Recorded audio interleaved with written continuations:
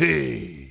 So the Switch 2 has been out for around 2 months now, and during this time, I have been gaming. Whether it's in the middle of a meeting or while I'm in the car, I can't seem to get my eyes off of this console. Now, granted, at the time of recording this, there aren't too many exclusive titles yet, but the games that we do have are oh so good. For example, I have been playing a lot of Mario Kart World, and even though Knockout Tour has probably taken multiple years off of my life, I still boot this game up basically every day. And then of course, I can't forget to mention Donkey Kong Bonanza, which is everything I have been begging for as a diehard fan of this monkey for years, and it is currently my game of the year.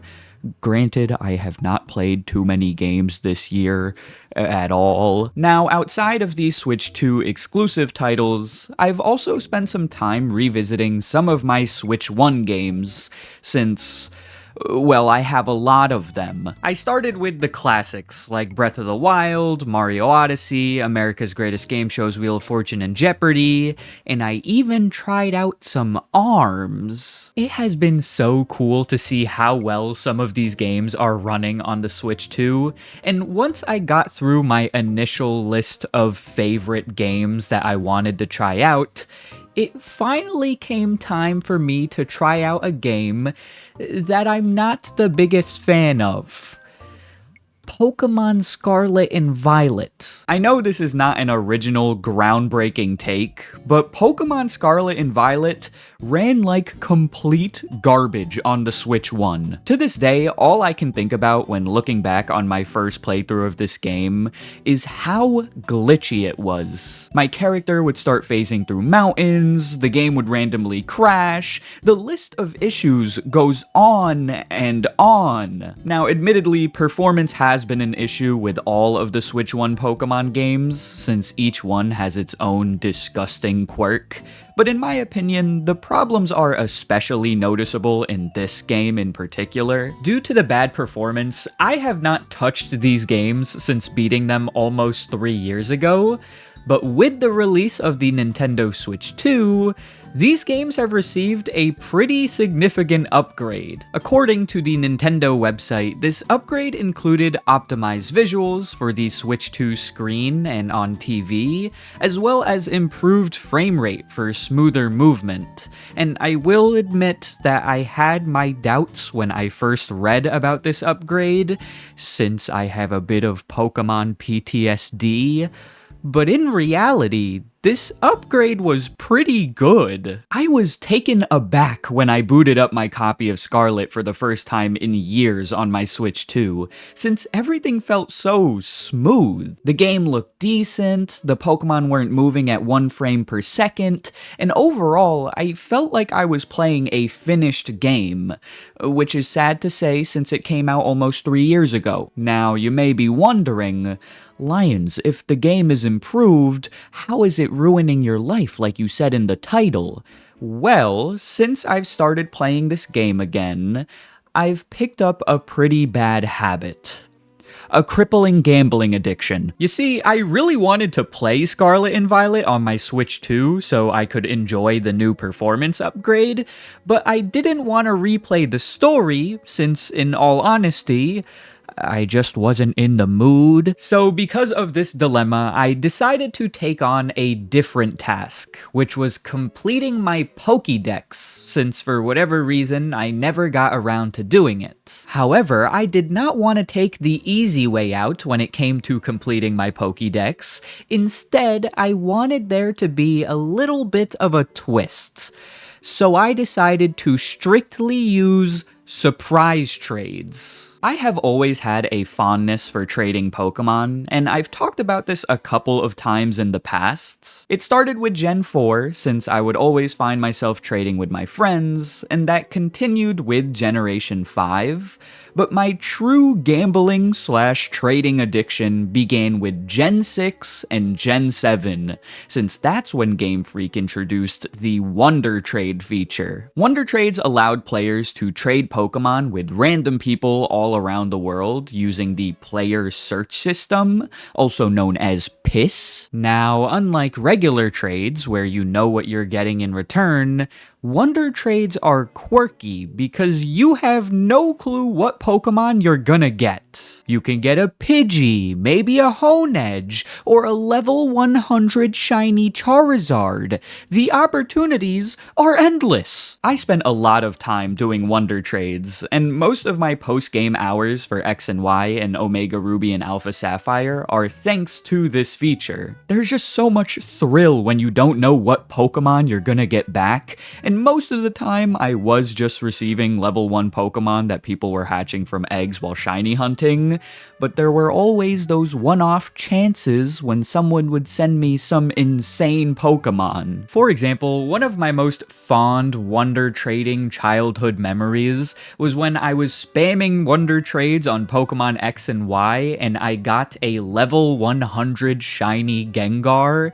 At the time, I thought that was the coolest thing ever. Now, once the 3DS era ended and Pokemon made the big jump to the Nintendo Switch, Game Freak decided to change the name from Wonder Trades to Surprise Trades. Why? I don't know. If I'm being honest, I did not utilize surprise trades too much in Pokemon Sword and Shield, and it's not because I thought it was a downgrade compared to Wonder Trades.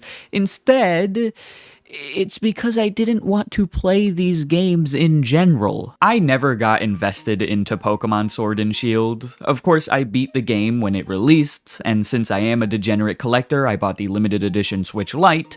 But after only a couple of months, the dual pack for these games ended up rotting away on my shelf. Instead, my love for surprise trading would return with Pokemon Scarlet and Violet, since early on, that was the only thing that would make me happy. After speeding through this game's story, I still had that Pokemon fanboy itch that made me want to continue playing, but the unfortunate circumstance that I found myself in was the fact that I didn't have anything to do. So for 48 hours straight, from Saturday, November 20th to Sunday, November 21st, all I did was surprise trade. Literally every Pokemon that I had accumulated in my PC throughout my playthrough became bait for me to use in surprise trades. But unfortunately, since the game was so new at the time, most of the Pokemon that I received in return were just random Route 1 low-level Pokemon like Lechonk. I had so many Lechonks. Even though I wasn't getting crazy returns during my initial surprise trades, I was continuing to do them non-stop in hopes that I could get some random super cool level 100 Pokemon. But also, once that initial launch weekend came to an end, my time with this game also came to an end. Until June 5th. My return to surprise trading has been legendary. It feels like I picked up right where I had left off, but this time, the game is actually playable. I'm no longer phasing through walls or randomly having my game crash, which is a major improvement compared to what we had on release day, and also, the game kind of looks pretty now. I will say that I think the region itself is a bit bland, but from strictly a graphics perspective, the Switch 2 update has done an amazing job at making this game look not like garbage. Since I no longer have to worry about this game falling apart while playing it, I have binge surprise trades in an effort to complete my Pokédex, and it has been such a fun time. My strategy for surprise trades is very simple. I go catch a bunch of random Pokemon to initiate the trade, and then whatever slop, trash, junk Pokemon I receive, I just retrade them until I get something cool. Funny enough, the very first Pokemon I got in a surprise trade after returning to Scarlet and Violet was a shiny, and it had a really weird website as its name. Yeah, I think most of you know why its name was that weird website,